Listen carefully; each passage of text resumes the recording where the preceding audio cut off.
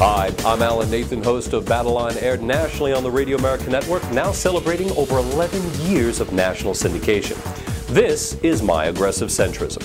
We want the Republicans out of our bedroom, the Democrats out of our wallets, and both out of our First and Second Amendment rights.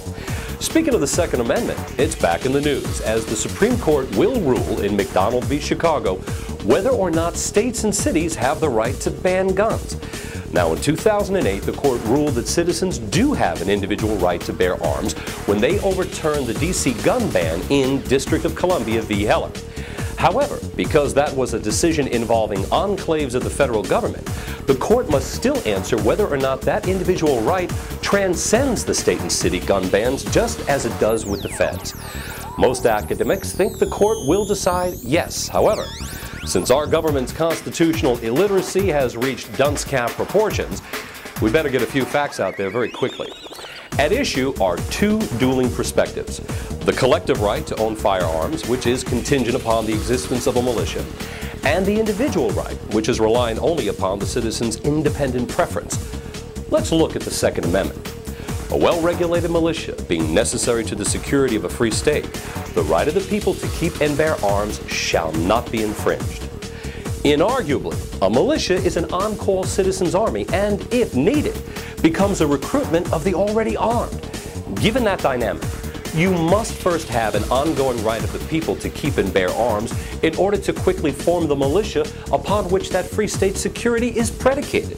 In short, the reference to a regulated militia is a parenthetical rationale, not a contingency. Schmucks. Understanding that the free state in question might have a population needing to protect itself from a potentially rogue local government, its affirmed free state entitlement would be endangered were the collective versus individual right to gun ownership prevail as the standard.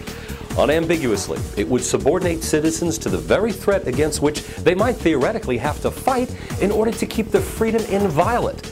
Had the British been able to successfully impose the collective framework, our soldiers would have been sorely diminished in their capacity to fight the nation that bore us. Consequently, we'd all be better gardeners, but lousy cooks. Because the Supreme Court is a co-equal branch and not a tyrannical tree, it is no less bound by the Constitution's separation of powers that define our government system of checks and balances than are the legislative and the executive branches. The Constitution is our people's directive to the very government it created and accordingly cannot be changed by it, except through the amendment process. Consequently, while Mulberry v. Madison in 1803 rightly clarified the Supreme Court's authority for judicial review, in other words, its power to interpret whether challenged laws pass constitutional muster, the right to interpret has never been a license to unilaterally amend. So what is the red flag that tells you when the court has overreached with its judicial review authority? That's easy. It's when the Supreme Court rules that the Constitution is in opposition to its own text. Once that occurs, the court has committed a hostile act against all of us, period.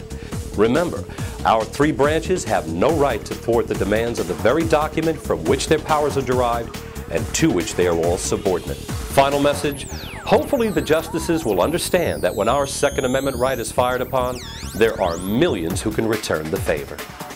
Thanks for joining My Aggressive Centrism. I'm Alan Nathan.